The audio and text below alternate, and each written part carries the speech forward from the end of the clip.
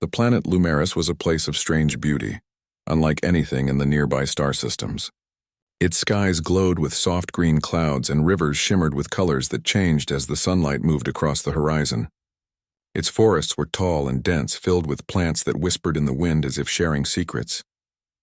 But beneath all this beauty, the people of Lumeris lived in fear. Their world was dying.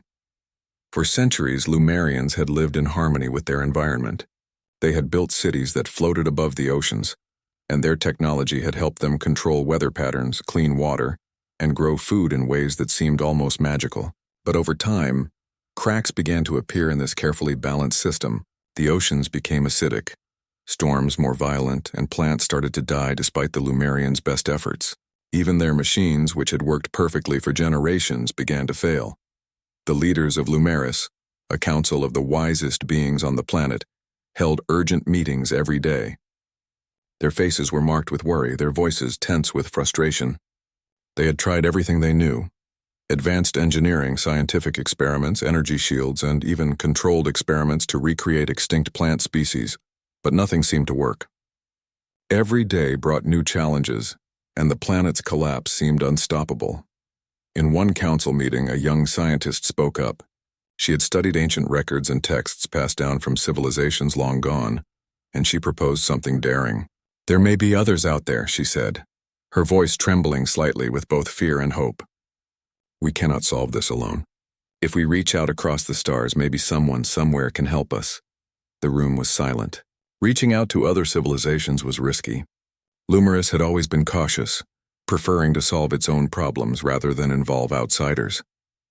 But now, desperation outweighed caution. The council agreed and preparations began. Ancient devices, once only used for scientific study, were adapted to send a signal far beyond the planet's orbit. They called it the Beacon of Aid. The beacon was unlike anything the galaxy had ever seen. It pulsed with energy that could travel through the vast emptiness of space, carrying a message in patterns so complex that only intelligent life could understand it. The message was simple, a cry for help. "We are in danger. Our planet is dying. Please help us if you can." As the beacon activated, the people of Lumeris gathered in quiet observation. Families stood near the edges of cities, watching the light pulse into the sky. Scientists monitored the readings, while council members held their breath, hoping that their call would reach someone, anyone. Days passed. At first, there was nothing. No signals, no responses, no signs that anyone had noticed their plea. The hope that had risen with the beacon began to fade, replaced by fear and despair. Children asked their parents why the stars were silent. The adults had no answers. Even the council began to wonder if they had made a mistake, if sending a message into the void was foolish. But deep in the darkness of space, the signal did not go unnoticed. Far from Lumeris, across countless light years, sensors picked up the unusual energy patterns. Some of the civilizations that detected it were curious. They studied the signal, trying to determine its source, its meaning, and its urgency. Others ignored it, uninterested in worlds they did not know. For the people of Lumeris, though, it felt like waiting for a miracle. The silence stretched on for weeks. The Lumerians continued their daily routines, but the shadow of fear hung over every city, every home, and every street. Food became harder to grow. The weather became more unpredictable. Storms tore through regions that had once been safe. The people grew tired, frustrated, and afraid. They began to realize that their survival depended not just on technology, but on something they could not control: the willingness of the galaxy to answer their call. Then, one day, something changed. Monitors in the council chambers began showing faint readings, strange patterns that did not match any known energy source. The scientists leaned over their equipment, adjusting controls and scanning again and again. The readings grew stronger, closer, and more powerful. Something was coming. Something big. Panic and excitement spread through the council. What could it be? Friendly allies? Hostile invaders? No one knew. The people of Lumeris gathered in the streets, looking up at the sky with a mixture of hope and fear. The forests, rivers, and mountains seemed to hold their breath as well, as if the entire planet was waiting for what was coming. In the following hours, the energy readings intensified. Lights flickered in the skies above the cities, strange shadows danced on the walls, and a low hum filled the air. The scientists tried to identify the source, but it was unlike anything they had ever seen. The signals were massive, powerful, and moving fast. Whatever was coming, it was unstoppable. The council debated what to do. Should they prepare for conflict? Should they try to communicate further? Or should they wait and hope for the best? Every option was frightening. Their history had taught them caution, but their current situation demanded action. Finally, they decided to focus on survival. All cities went into emergency protocols, shelters were reinforced, and the people were instructed to stay calm but be ready for anything. Meanwhile, children in the streets stared at the sky, imagining visitors from the stars. Some wondered if the stories of heroes and saviors from other worlds were true. Others felt a strange fear they could not explain, a sense that something beyond their understanding was coming. Parents held their hands tightly, hoping that whatever arrived would be kind, that their world would not be destroyed before help could reach them. As night fell over Lumeris, the sky became alive with movement. Shadows stretched across the land as enormous shapes approached, their energy radiating heat and light. The Lumerians watched, silent and awestruck. Some whispered prayers, others held each other tightly, and a few dared to smile at the thought that maybe, just maybe, their plea had been heard. And in that moment, the people of Lumeris realized something important. Survival was never guaranteed. It came from hope, from courage, and from reaching out, even when the odds were against them. They had sent a call into the infinite darkness of space, and now, for the first time in weeks, they felt that hope could become reality. Little did they know, the beings responding to their call were unlike anything the galaxy had ever seen. They were known across star systems as the Deathworlders, a species both feared and revered for surviving the deadliest planets in existence. They did not negotiate, they did not delay, and they certainly did not follow ordinary rules. When they arrived, they would change everything the Lumerians thought they knew about survival, adaptation, and the raw power needed to live in a dangerous universe. But for now, the people of Lumeris could only watch the skies, holding their breath and hearts alike, waiting for the unknown to arrive. In that quiet moment, the planet itself seemed to listen, and the stars above shimmered as if acknowledging the first spark of hope in a world that had nearly lost all light. After weeks of waiting and watching the skies, the people of Lumeris began to feel a strange mix of hope and anxiety. The signals in space had grown stronger, moving closer to their planet, but no one knew what to expect. Some whispered that help was finally coming, while others feared the unknown. No one could be sure whether the beings approaching were friendly or dangerous. The council held emergency meetings, trying to plan for every possible scenario. Their technology was advanced, but it had never encountered anything like this. The energy readings from the approaching ships were unlike any patterns recorded in Lumeris history. They were massive, powerful, and overwhelming. Scientists pored over the data, trying to make sense of it, while citizens watched the skies from the safety of their homes, fields and public spaces, families huddled together, children pressing their faces to the windows, and parents holding their hands tightly. There was fear, yes, but also a spark of curiosity that could not be extinguished. The idea that someone or something was coming to help them filled hearts with both excitement and dread. Everyone wondered what form this aid would take, whether it would be gentle guidance, advanced technology, or something far more unimaginable. As the days passed, the approaching presence became impossible to ignore. Strange lights moved across the skies, casting unusual shadows on the forests, rivers, and mountains. Animals reacted nervously, fleeing from areas where the energy was strongest. Birds changed their flight paths while forests seemed to whisper in warning. The planet itself seemed aware of the change, as if preparing for what was about to arrive. The council debated whether they should try to make contact before the beings landed. Messages were prepared, but no one knew if the visitors would even respond in ways the Lumerians could understand. Attempts at communication were met with silence, and the energy readings continued to grow stronger. It became clear that these were not ordinary travelers, nor were they beings who relied on the slow and careful diplomacy the Lumerians were used to. Meanwhile, ordinary citizens continued their routines as best they could. Markets bustled with nervous energy. Children ran through the streets, sometimes stopping to stare at the strange lights overhead. Farmers worked tirelessly to protect their crops, fearful that the storms brought by the approaching ships could destroy them. Everywhere there was a sense of waiting, a feeling that life itself was holding its breath. One evening, the skies lit up brighter than ever before. The energy readings on every monitor spiked suddenly, and a deep vibration ran through the planet. Buildings trembled, trees swayed violently, and rivers rippled as if the planet itself was reacting to the approaching presence. Citizens ran outside to watch, standing in awe at the massive forms moving across the sky. The shapes were enormous, unlike anything the Lumerians had ever imagined. They did not look like machines or natural formations. They were alive in some way, yet completely alien. The scientists worked frantically to analyze what they saw. They compared the patterns to every known species and every spacecraft design in the galaxy, but nothing matched. The readings were off the charts, far beyond anything Lumeris had ever recorded. And yet, despite the fear, there was an undeniable order to the energy patterns.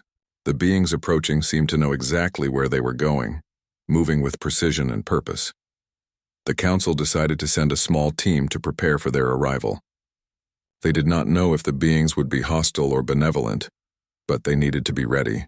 The team was composed of the most skilled engineers, scientists, and mediators the planet had. They carried tools, instruments, and communication devices, hoping to understand the visitors and possibly guide them if needed. As they approached the landing zones, the ground beneath them trembled. The energy waves in the sky seemed to ripple outward, shaking the land, bending trees, and disturbing the rivers. It was a reminder of the sheer power these beings possessed, and the Lumerians realized that survival would require not just intelligence, but courage and adaptability. When the first forms appeared in the atmosphere, the team was stunned. These beings were unlike anything they had imagined. Massive, armored, and imposing, they moved with confidence, scanning the planet with careful calculation. There was no hesitation, no curiosity in the way Lumerians might observe a new creature. Every movement was precise, efficient, and purposeful. Back in the cities, people watched as shadows fell over the forests and plains. Families clutched each other tightly, whispering prayers and comforting words. Children asked questions, their voices a mix of fear and wonder. "Are they going to help us?" one child asked, looking up at the sky with wide eyes. Adults had no answers, only the hope that the visitors were what they needed. The team on the ground began documenting everything. Sensors recorded energy levels, movement patterns, and environmental changes. They observed the beings adjusting to the atmosphere of Lumeris, analyzing its chemical composition, gravity, and weather patterns. There was no sign of aggression, but the sheer size and power of the visitors made every scientist uneasy.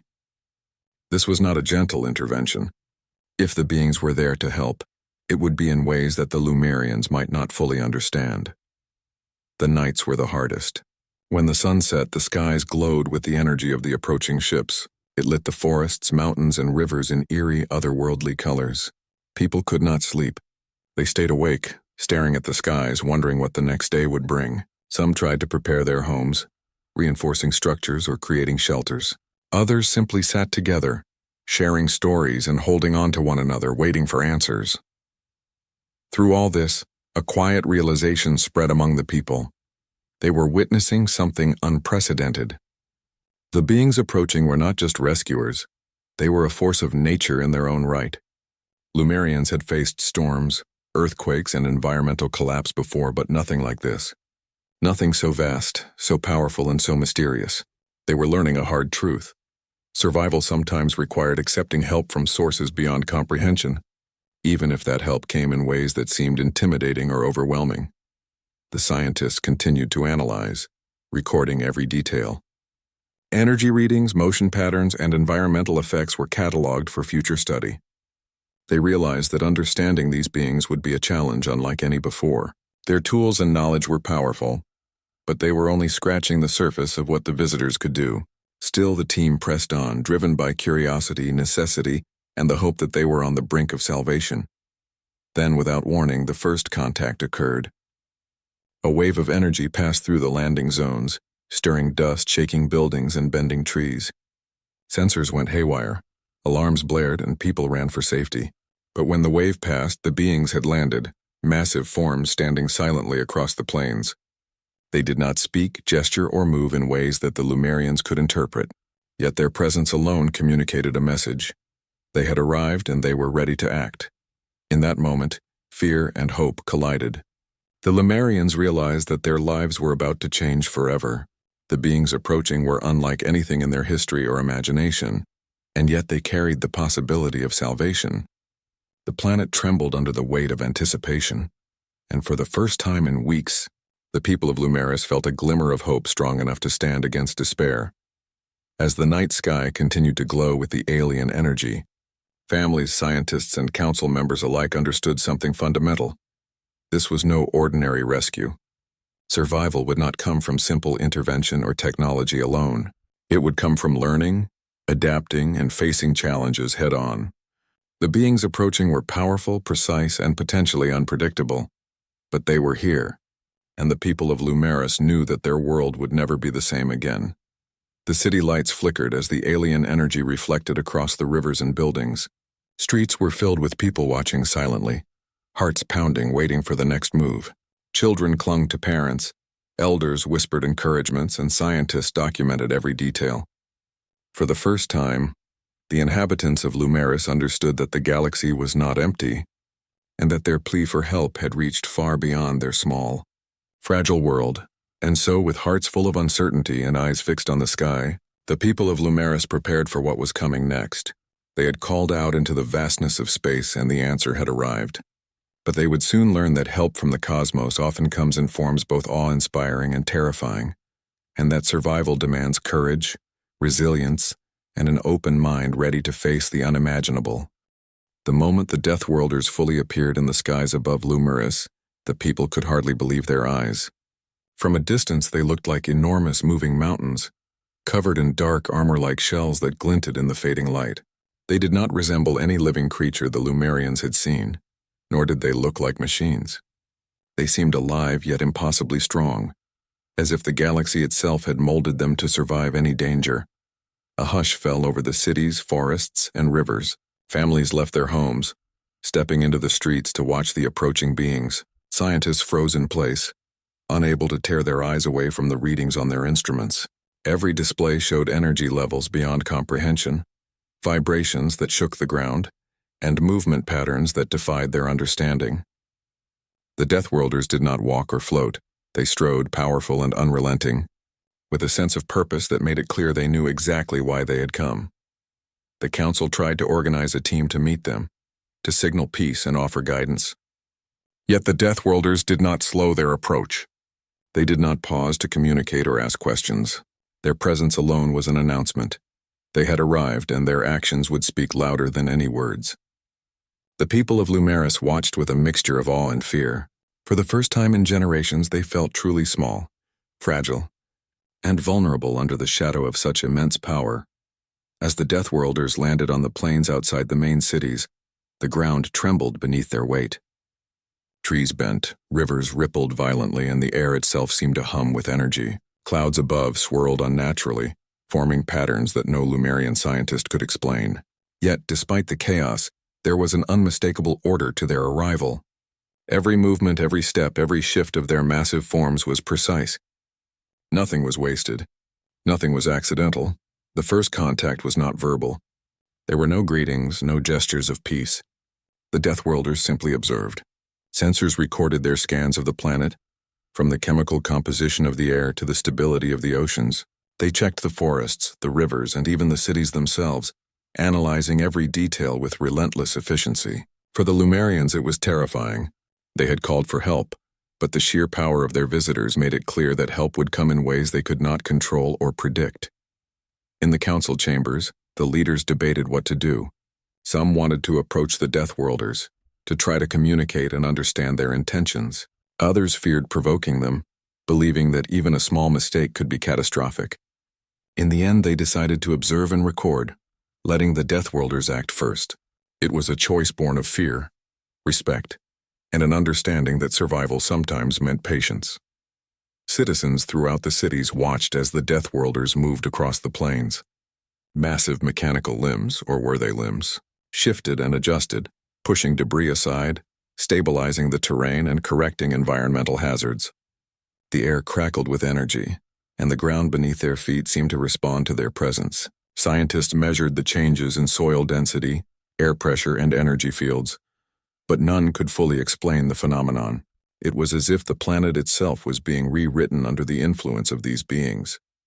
Children were both terrified and fascinated. They ran to the edges of observation zones, pointing at the enormous shapes and asking endless questions. "Are they going to eat us?" one whispered, holding tightly to a parent's hand. "Will they hurt the rivers?" asked another. Adults did not have answers. All they could do was hold their children and hope that the visitors were as benevolent as their arrival seemed to promise. The Deathworlders began their work in the forests first. Trees that had been dying suddenly straightened and grew new branches. Plants that had withered began to sprout fresh leaves. The air, which had grown heavy with pollution, started to feel lighter, fresher, as if the Deathworlders' presence was cleansing it. Streams that had been contaminated became clearer, flowing faster and cleaner than before. It was not gentle work. Branches snapped, soil shifted violently, and rocks were moved with brute force. But the results were undeniable. The planet was healing in ways the Lumerians could not have imagined. In the cities, the effects were equally dramatic. Collapsing structures were reinforced, sometimes almost instantaneously, as if the Deathworlders' technology could manipulate materials at a molecular level. Bridges that had fallen into disrepair lifted back into place. Towers that had tilted for decades straightened. Streets that had been flooded were drained. Citizens could walk through areas that had once been dangerous, seeing the changes unfold before their eyes. Despite the apparent benevolence, fear remained. The Deathworlders were not communicating. Their actions were efficient, not kind.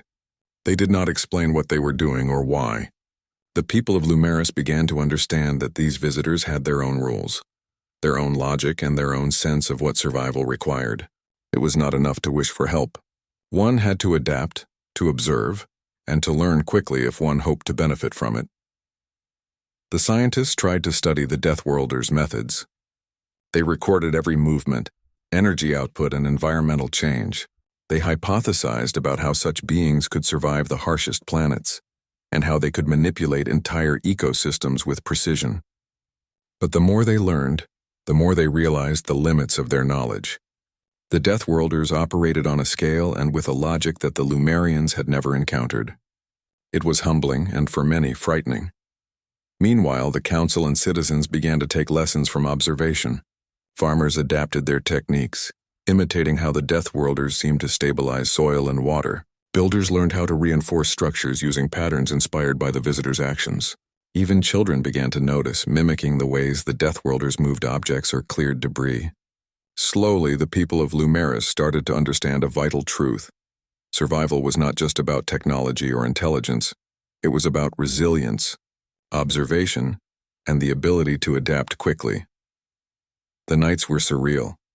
The skies glowed with alien energy, lighting up cities, rivers, and forests in colors the Lumerians had never seen. People stayed awake, watching the shadows of the Deathworlders stretch across the land. Some whispered stories to their children, framing the visitors as guardians sent from the stars. Others whispered warnings, teaching their children caution and respect for powers beyond their understanding. No matter the perspective, everyone understood one thing. Their world was changing, and the change was irreversible. As the days turned into weeks, the Lumerians began to notice subtle signs of transformation. The air smelled cleaner. Plants that had struggled for decades grew stronger. Rivers flowed faster, clearer, and healthier. Even animals returned to areas they had abandoned. It was not magic, nor was it random. It was the deliberate, methodical work of the Deathworlders, shaping the planet for long-term survival. The people began to respect the visitors not just for their power, but for their efficiency and understanding of life in extreme conditions. The council realized that their role was shifting. They were no longer merely leaders, they were observers, learners, and adapters. The Deathworlders did not need guidance. They did not need negotiation. They needed space to work, and the Lumerians needed to watch and learn. It was a humbling realization, but it also sparked a sense of determination. Survival was possible, but only if they were willing to let go of pride and learn from those stronger, wiser, and more experienced in harsh realities. Then came the moment that truly changed their perspective. A section of the forest that had been dying for decades was completely restored in less than a day. Trees that had been stunted for generations were tall, lush, and full of life. Rivers that had been almost dry were flowing freely again. Even the soil was richer, filled with nutrients and life. Citizens and scientists alike stared in disbelief. The Deathworlders had not just repaired the environment, they had rewritten it, creating conditions where life could thrive once more. People began to understand that these visitors were not only rescuers, they were teachers. Their methods were harsh, direct, and efficient, but they carried knowledge and power that the Lumerians could never have achieved alone. Every action the Deathworlders took was a lesson. Survival required adaptation, courage, and respect for forces beyond comprehension. It was a lesson the planet itself seemed to accept as rivers, forests, and animals responded to the changes with a quiet harmony. By the end of the third week, the Lumerians began to feel a cautious sense of hope. Their planet, once on the brink of collapse, was slowly recovering. They had witnessed beings of unimaginable power work in ways that were alien, terrifying, and awe-inspiring. They had learned that survival was not just about wishing for help, it was about understanding, adapting, and learning from those who had mastered the harshest realities of the galaxy. And still, the Deathworlders worked, silently, efficiently, and relentlessly. The Lumerians knew that the visitors would not stay forever. They did not need to. Their work, their lessons, and their presence were enough to spark a transformation that would shape the planet and its people for generations. The people of Lumeris watched and learned, humbled, inspired, and aware that their survival, and the future of their world, depended on H. The Lumerians began to realize that the Deathworlders were not here just to make temporary fixes. They were reshaping the planet itself. Every day brought new changes, each more dramatic than the last. Mountains were stabilized, their crumbling edges reinforced in ways the Lumerians could not understand. Rivers that had been polluted or blocked were cleared, flowing freely and bringing life to areas that had long been barren. Even the air felt different, fresher, purer, and easier to breathe. At first, the people watched in awe, unsure if they should approach the visitors or stay hidden. The Deathworlders moved methodically, never rushing, never hesitating. They treated the planet as a living organism, analyzing weaknesses, strengthening them, and allowing nature to heal itself. It was not gentle work. Trees were shifted, rocks lifted, and soil churned with brute strength. But slowly the results became visible. The Lumerians began to understand that this was not magic. It was survival on a level far beyond anything they had known. The council held meetings every evening to observe, record, and plan. They discussed what could be learned from the Deathworlders, realizing that their presence was as much an education as it was a rescue. Engineers studied how structures were reinforced, farmers observed how the soil and water were restored, and scientists documented every environmental shift. Slowly, the people began to grasp that survival was not about avoiding danger. It was about adapting to it. In one city, a large section had been completely flooded due to collapsing dams. The Deathworlders arrived without warning. Massive limbs moved with precision, rerouting the water, rebuilding the dams, and restoring the flow of the rivers. Entire neighborhoods were saved from destruction. Yet the Lumerians could not comprehend how such a task could be completed so quickly and efficiently. The lesson was clear. Sometimes survival demanded power, decisiveness, and absolute control over one's environment. As the days passed, the effects of the Deathworlders' work became more apparent. The forests that had been dying now flourished. Animals returned to areas they had abandoned for years. Birds filled the skies, singing songs that had not been heard for generations. Even insects and smaller creatures, often overlooked, thrived in the newly balanced ecosystems. The Lumerians watched, amazed, realizing that life had returned not just because the planet was being fixed, but because the Deathworlders understood the delicate balance required for it to thrive. Families began to venture closer to the landing zones, observing the visitors from a safe distance. Children asked endless questions, curious and cautious. "Why are they doing this?" one asked. "Why don't they talk to us?" asked another. Parents could not answer fully, only sharing their observations. The Deathworlders did not need words to act. Their intentions were clear through their work. They were here to restore life, in the only way they knew how. The scientists continued to study.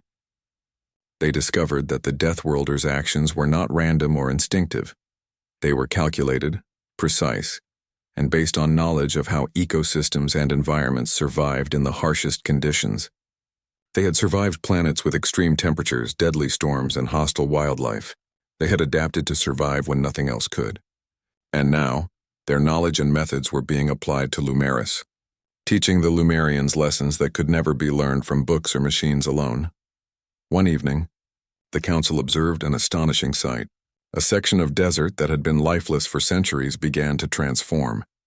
Soil cracked and shifted, water seeped to the surface, and plants began to sprout. The change happened quickly, almost as if the land itself were waking up from a long slumber. Animals cautiously emerged, testing the new environment, and within hours the once dead land was alive again. It was clear. The Deathworlders were not just repairing what had been broken. They were teaching the planet how to survive. The people of Lumeris began to understand that their role was shifting. They were no longer the sole caretakers of their world. The Deathworlders had arrived to guide, to demonstrate, and to provide a living example of resilience and adaptation. This understanding brought both relief and pressure. Relief because their planet was being saved. Pressure because survival would now demand that they learn, observe, and implement what they saw. They could no longer rely solely on their old methods. As the weeks continued, the changes spread. The cities themselves began to benefit. Roads that had crumbled were reinforced. Bridges that had been unsafe for decades were rebuilt stronger than before. Even buildings that had been abandoned were restored, their structures solid and secure. The Deathworlders did not just heal nature. They integrated their methods with human engineering, creating a world that was safer, stronger, and more resilient than before. In the forests, the Lumerians noticed something remarkable. Trees that had once grown crooked and weak now stood tall and straight. Plants that had struggled to survive in harsh soil were thriving. Streams that had once dried in the summer were now permanent, clear, and full of life. Every aspect of the environment seemed to reflect the Deathworlders' understanding of survival, balance, and strength. It was a reminder that life could flourish even after near collapse if guided by wisdom and experience. People began to take notes, copying what they saw. Farmers experimented with soil management techniques inspired by the Deathworlders. Builders tested new structural reinforcements. Even children learned to observe, understanding that careful attention to the world around them could make a difference. Slowly, the Lumerians realized that the Deathworlders' presence was not only about immediate survival. It was a long-term lesson in living with strength, knowledge, and adaptability. The nights became less fearful as people observed the results of the day. The glowing energy of the Deathworlders lit the skies, casting shadows that stretched across forests, rivers, and cities. Citizens gathered in small groups, discussing what they had seen and what they could learn. Children listened, fascinated and inspired. Elders shared wisdom alongside the lessons from the visitors, combining old knowledge with new methods. Slowly, a new understanding of survival was forming, blending tradition with alien expertise. The council realized that this was more than a rescue. It was a transformation. The Deathworlders had not simply saved the planet. They had changed the Lumerians' understanding of what survival meant. It was not enough to react to danger or fix problems after they appeared. Survival required anticipation, adaptation, and courage. It demanded respect for forces greater than themselves, whether in nature, technology, or life itself. By the end of the month, the changes were undeniable. Lumeris was no longer the fragile, struggling world it had been. Rivers flowed clean and steady. Forests were lush and full of life. Cities stood stronger, safer, and more resilient. Animals returned in abundance, and even the skies seemed clearer, as if the planet itself were breathing easier. The Deathworlders had left a mark not just on the land but on the people, teaching them lessons that could never be learned through science alone. And yet the Deathworlders remained silent. They did not speak, explain, or interact directly. Their presence communicated through actions alone, demonstrating efficiency, power, and the importance of adaptation. The Lumerians realized that this was the essence of the lesson. Survival was not about comfort or ease. It was about resilience, observation, and learning from those stronger, wiser, and more experienced. The children, who had been the most curious and observant, began to understand this instinctively. They mimicked the movements they saw, experimented with soil and plants, and learned to notice subtle changes in the environment. The adults followed, incorporating new techniques into agriculture, construction, and daily life.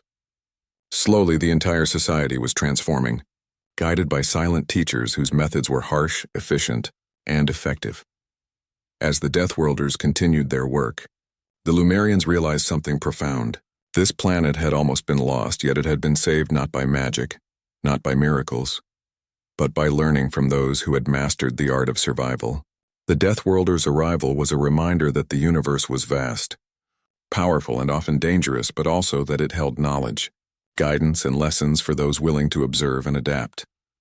By the end of Part 4, the people of Lumeris had begun to see themselves differently. They were no longer helpless victims of a dying world. They were learners, observers, and survivors in training, understanding that the lessons from the Deathworlders were not temporary, but permanent. Their world had been healed, but more importantly, their minds had been opened to the possibilities of resilience, adaptability, and survival in ways they had never imagined. The planet itself seemed to hum with renewed energy. Forests swayed in gratitude, rivers sparkled in reflection, and the skies stretched wide and open, ready for whatever came next. The Lumerians understood that their survival depended not on waiting for help, but on embracing change, learning from the strongest, and preparing themselves for the challenges that the universe would inevitably send their way. After weeks of observation, the Lumerians began to understand the deeper lessons the Deathworlders were teaching. It was no longer just about saving the planet. They were showing the people how to think, how to act, and how to survive in a universe that was often cruel, unpredictable, and harsh. Every day brought new insights, small and large, into how life could be maintained and strengthened, even in the face of extreme challenges. The first lesson became clear: preparation was everything. The Deathworlders did not wait for disasters to strike. They anticipated them. They reinforced mountains before landslides could happen, strengthened rivers before floods could occur, and adjusted soil and forests before droughts could spread. They acted ahead of time, understanding that survival depended on foresight. The Lumerians had learned to react, to fix problems after they appeared. Now they realized that true survival required predicting danger and acting before it arrived. Scientists began implementing small versions of these methods in their own work. They reinforced buildings in ways they had never considered, adjusted irrigation systems to prevent drought damage, and reorganized forests to reduce the risk of fires.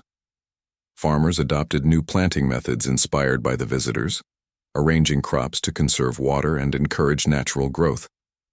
Even city planners reimagined streets and transportation to better withstand storms and natural disasters. Every action reflected the careful observation of the Deathworlders' techniques. The second lesson was efficiency. The Deathworlders moved with precision and purpose. Every step, every action, was calculated to produce maximum results with minimum waste. Nothing was accidental, and nothing was ignored. The Lumerians noticed that even small mistakes could slow progress, while focused, deliberate actions produced immediate improvements. They realized that efficiency was not just about speed. It was about intelligence, observation, and understanding the environment fully before acting. Families in the cities began to apply this lesson in daily life. They organized their homes to reduce risk, storing essentials in ways that could withstand natural disasters. Children learned to observe patterns in the environment, understanding when storms might come or which areas of the land were unstable. Elders shared knowledge of the past, combining traditional wisdom with the new lessons brought by the Deathworlders. The entire society began to shift, becoming more aware, more deliberate, and more capable of responding to challenges. The third lesson was resilience. The Deathworlders had survived the harshest planets in the galaxy, where nothing else could live. They had adapted to extreme temperatures, deadly storms, and dangerous predators. They did not complain or wait for conditions to improve. They adjusted, adapted, and overcame. The Lumerians realized that survival was not about comfort or safety. It was about resilience, the ability to endure, to adjust, and to continue even when everything seemed against you. Communities began to adopt this mindset. When a flood threatened one of the villages, instead of panicking, the people organized themselves to redirect the water, using the reinforced structures and lessons they had learned from the Deathworlders. When a forest fire broke out, they acted quickly and efficiently, using methods of prevention and containment inspired by what they had observed. Slowly, they became more capable, more confident, and more prepared for the unexpected. The fourth lesson was observation.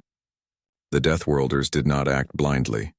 They studied the environment, noted weaknesses, and carefully chose the most effective solutions. The Lumerians realized that knowledge was power, and that careful observation could prevent disaster and guide decisions. Children learned to notice subtle signs, changes in wind patterns, the movement of animals, and shifts in soil or water. Scientists measured even the smallest details, understanding that small changes could indicate larger problems. Observation became a daily practice for the entire society. The fifth lesson was adaptation. The Deathworlders were not rigid. They adjusted their methods depending on the environment, the challenges, and the results. They did not rely on one plan or approach. They experimented, refined, and adapted constantly. The Lumerians began to adopt this approach. Farmers tried new methods of irrigation, builders tested new materials, and scientists explored new ways to repair and protect ecosystems. They learned that flexibility and willingness to change were just as important as knowledge and power. As the Lumerians learned these lessons, their society began to transform. People no longer waited for the council or the scientists to make decisions. They observed, adapted, and acted. Communities worked together, sharing knowledge, resources, and skills. The lessons of resilience, observation, efficiency, preparation, and adaptation became part of daily life. Children grew up understanding that survival required intelligence, courage, and cooperation. Adults embraced new ways of thinking, blending tradition with lessons from the visitors. The Deathworlders continued their work silently, but their presence became a constant reminder of what was possible. The Lumerians watched and learned, understanding that help did not always come in the form of instructions or explanations. Sometimes it came as an example, a demonstration of what could be achieved when knowledge, strength, and determination were combined. One day, the Deathworlders addressed a particularly dangerous region of the planet, a valley prone to landslides, where entire villages had been at risk for decades. The ground shook as they moved, clearing unstable soil, reinforcing cliffs, and redirecting water flows. Villagers watched in awe as the valley was transformed into a stable, thriving landscape. Fields could now be planted, homes rebuilt, and life returned to an area that had been considered dangerous and uninhabitable. The people realized something vital. Survival was not just about saving lives, it was about creating conditions where life could thrive. The Deathworlders were not merely fixing problems, they were empowering the planet and its inhabitants to sustain themselves. It was a lesson that extended beyond the land to every aspect of life. The way people planned, worked, and cared for one another now reflected a deeper understanding of strength and balance. As the weeks passed, the Lumerians' confidence grew. They no longer feared storms, floods, or environmental collapse as they had before. They knew that with preparation, observation, efficiency, resilience, and adaptation, they could face almost any challenge. The planet itself seemed to respond to their renewed confidence, thriving under their care and the guidance of the Deathworlders. Even the youngest children began to notice the difference. They saw how the rivers flowed freely, how forests were lush and safe, and how communities worked together to protect themselves. They learned that life required attention, respect, and effort. Playgrounds were built with care, using lessons from reinforced structures. Schools taught observation and adaptability alongside traditional subjects. The entire society was being shaped by the lessons of the visitors in ways both obvious and subtle. The council recognized that the transformation was deeper than any structural repair. People had changed.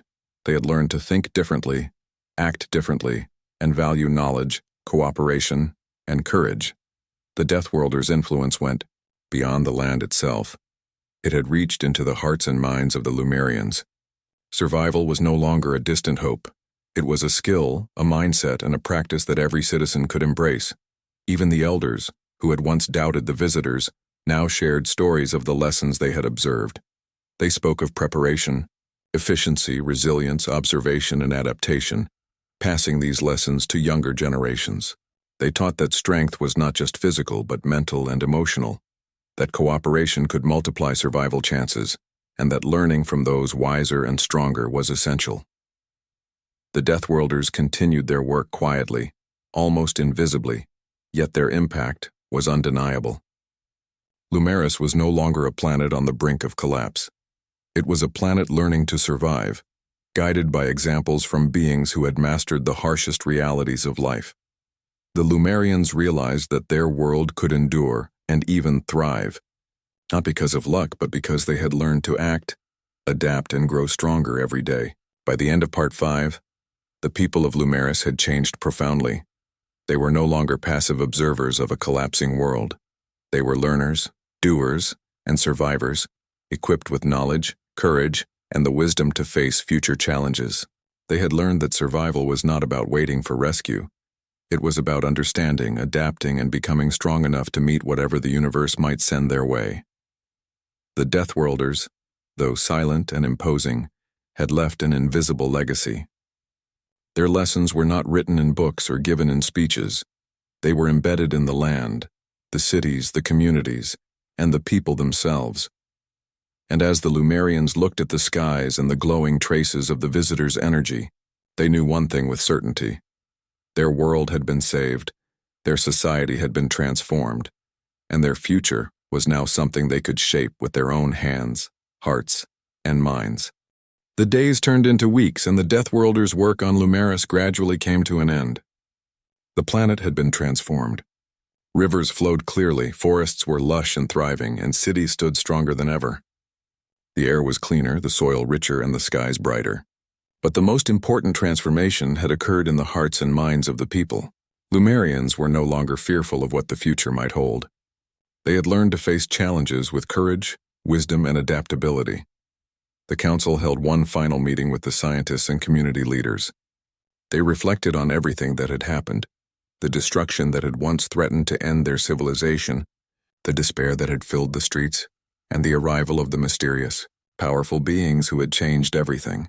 They realized that the lessons of the Deathworlders were far more important than the repairs they had made to the land. They were lessons about life itself, about resilience, observation, preparation, efficiency, and adaptation. The people gathered in the streets, parks, and plazas to watch the Deathworlders prepare to leave. The visitors moved with the same precision they had shown since their arrival. They adjusted the forests, realigned rivers, and reinforced mountains one last time. Each action seemed to carry a final message. Survival required constant effort, careful observation, and courage. The citizens of Lumeris watched silently, feeling a mixture of awe, respect, and gratitude. Children pointed at the glowing figures in the distance, whispering questions to their parents. "Will they come back?" one asked. Parents shook their heads, unsure, but explained that the lessons they had learned would stay with them forever. Even without the Deathworlders present, the people now understood how to protect their world, how to work together, and how to adapt to challenges that might arise. The knowledge they had gained could not be taken away. The scientists documented every final action. They measured energy patterns, recorded environmental changes, and carefully noted how the Deathworlders' presence had affected the planet. They understood that these beings had acted with wisdom accumulated over countless generations, surviving planets far harsher than Lumeris, and now the Lumerians carried a piece of that wisdom within themselves, ready to use it in ways that were uniquely their own. As the visitors prepared to leave, the ground beneath their massive forms shimmered with energy, almost like the planet itself was saying goodbye. The rivers rippled, forests swayed, and animals moved freely, returning to places they had once abandoned. Citizens waved, some silently, some openly, and others simply observed, feeling the gravity of the moment.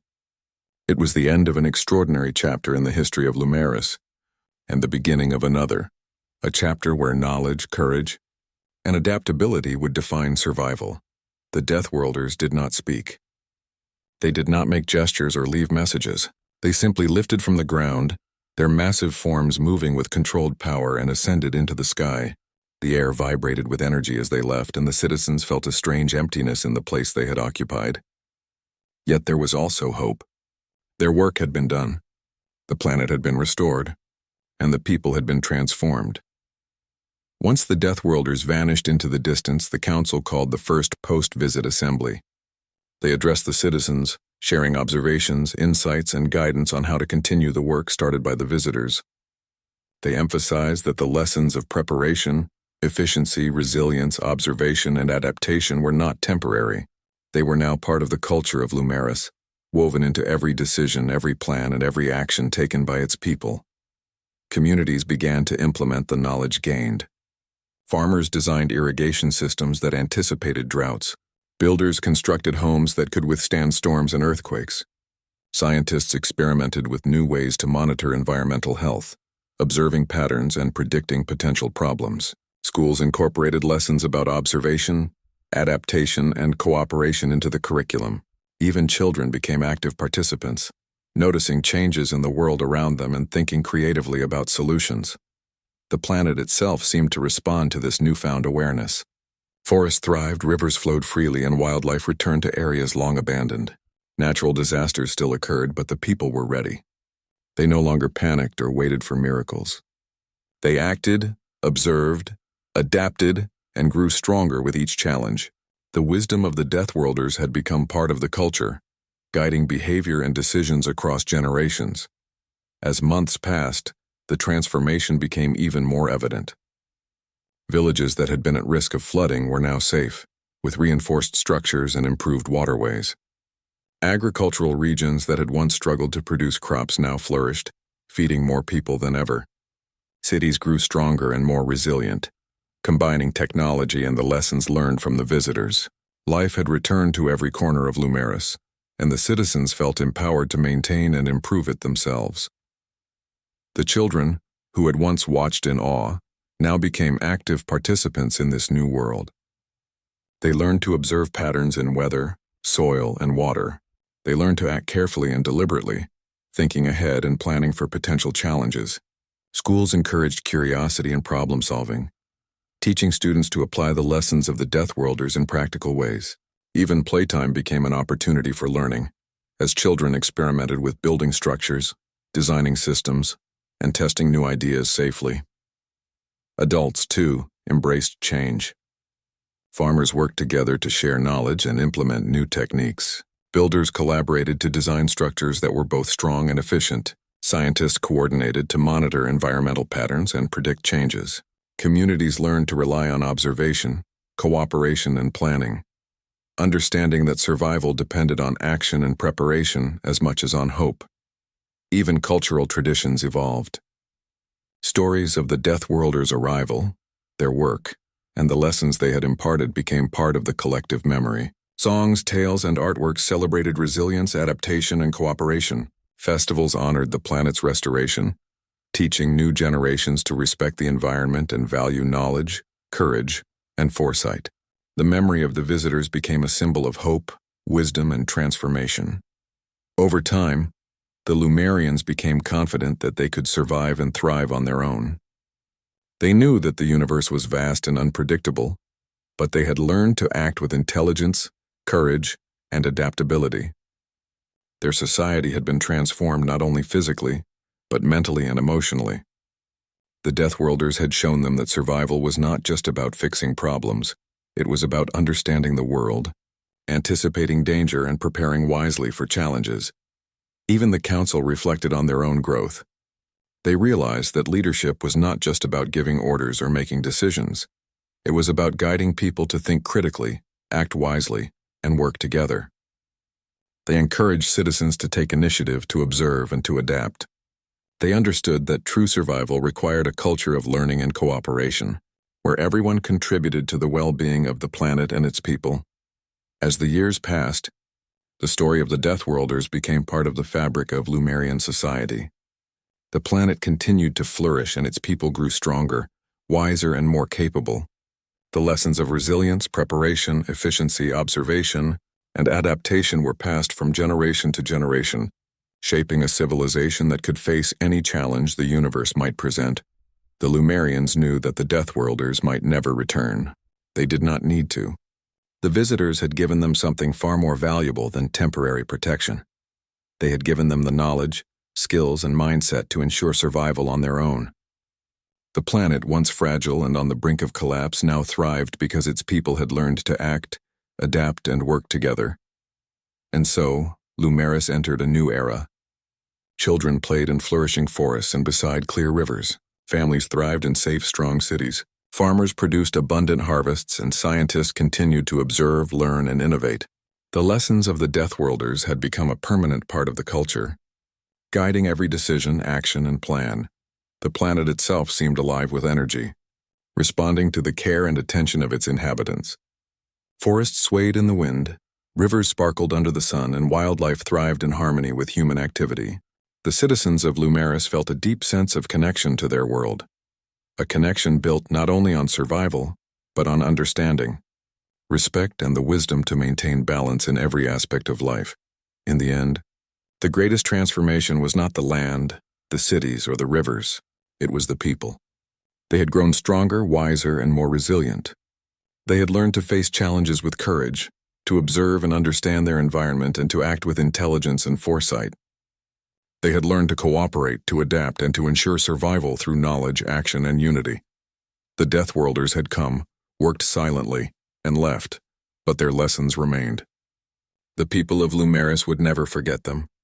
They had learned that survival was not a gift, it was a skill. It required observation, adaptation, preparation, resilience, and cooperation. And because they had learned these lessons, their world was no longer a fragile planet on the brink of collapse. It was a